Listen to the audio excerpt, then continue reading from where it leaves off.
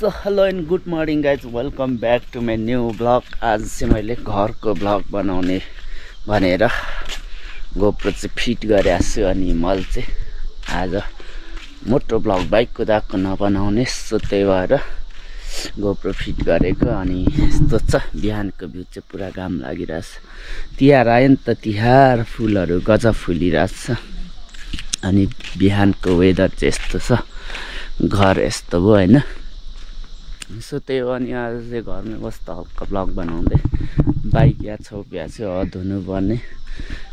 फुल चाहिँ यस्तो talk talk talk फुलिया छ, सबै फुलिया छ। अब 27लाई चाहिँ तिहारमा माला हुने घरमा लाउनु पर्ने हुन्छ। अनि फुलहरू चाहिँ मैले यहाँ पनि यस्तो दामी रोप्या छु होइन। टक्क टक्क टक्क टक्क टक्क टक्क 3 स्टेपको बनाउनु पर्ने, 2 स्टेपको भयो कस्तो नसोधिरा चट्ट पिसक्यो हाम्रो। अनि माथि 1-2वटा घर छ होइन। अनि टक्क भाले बासिरहेछ, त्यो भाले बासेको साउन्ड नै एकदमै बेग्लै खालको हुन्छ नि त, डाँडा काँडा जङ्गल। सो त्यही हो। अब यहाँ हामी चाहिँ आज हल्का थोरै पूजा गर्नु छ, त्यही भएर अनि सब रेडी भइरहेछन् क्या। म पनि अब उठेँ, नुहाउनु पर्ने हुन्छ चट्टसँगले। अनि हाम्रो mother.com के गर्दै हुनुहुन्छ हेर्न जानुपर्ने हुन्छ। फ्याक फ्याक के गर्दैछ हौ? फ्याकको हालत त यस्तो रहेछ।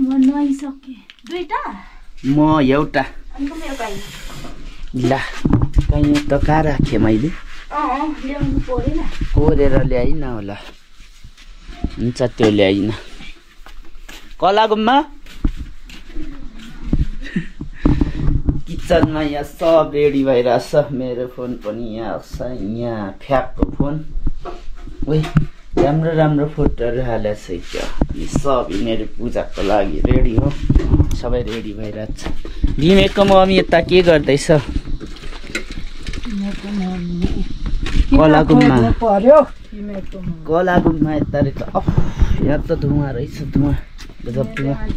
सो त्यही हो। यहाँ अब दुध पनि फ्रेस दुध आइसकेको छ। यो बुवाले बनाएर अनि त्यो टक्क त्यसलाई पनि लगेर जानुपर्ने हुन्छ।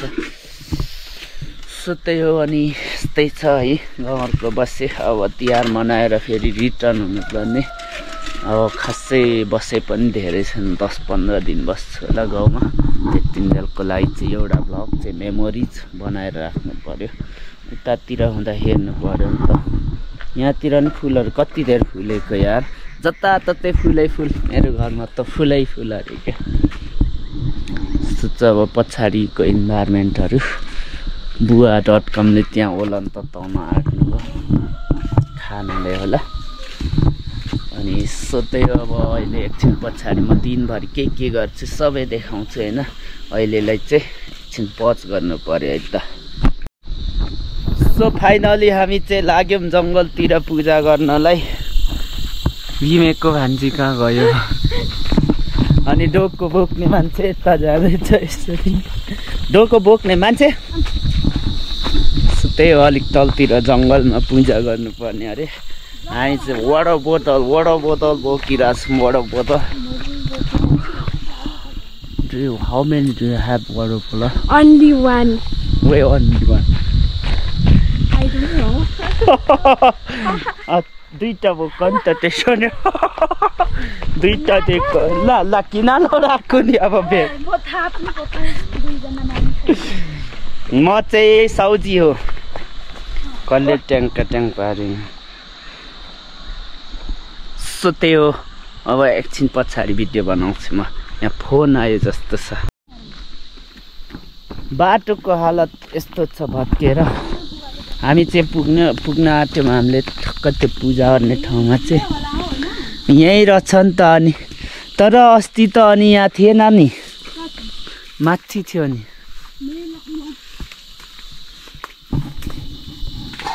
ए तर यहीँ रहेछ होइन, अलिक माथि थियो नि, अलिक माथि हो नि।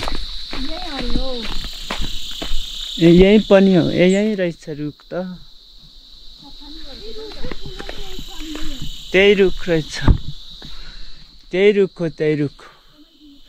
मिल्यो सो हामी चाहिँ पुगिसक्यौँ अब यहाँ गरेर पूजा गर्नु पर्ने हुन्छ त्यसपछि चाहिँ फर्किन्छ अनि माथि पनि पूजा गर्नु छ आज चाहिँ दिनभर मैले चाहिँ हल्का भ्लग चाहिँ ठटाउनेवाला छु सो यस्तो छ स्थिति चाहिँ अनि दुई मारी चाहिँ यहाँ छन् यो रुखले ढाली पठाएको रहेछ भगवान दाजुले ढाल्या हो नि त यो कति साह्रो माथि हेरेको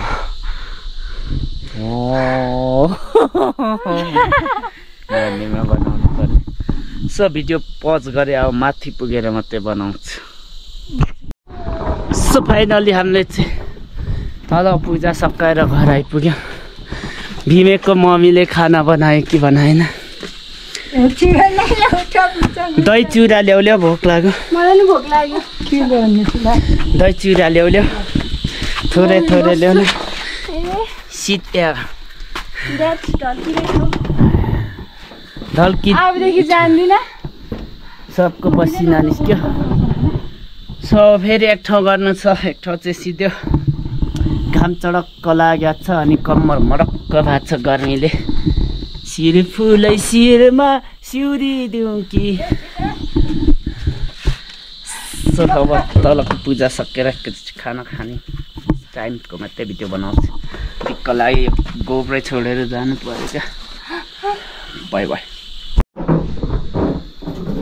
सो फाइनली गाइज हाम्रो चाहिँ पूजा सकेर अब भात खान लाग्यो आम्मामा कति देर खाएको भान्जीले पनि आइगो टकिङ गयो साह्रै आमाले कुटेको चामल पकाउँदैन त्यस्तो धेरै खानुपर्ने सो त्यही अब भक्कले यति नै बनाउँछु आज अहिले एकछिनमा दिउँसो चाहिँ हामी राखे जानुपर्ने हुन्छ होला सायद सो त्यही भएर त्यो ब्लगलाई चाहिँ छुट्टै बनाउँछु यत्रो धेरै खाना छ त्यही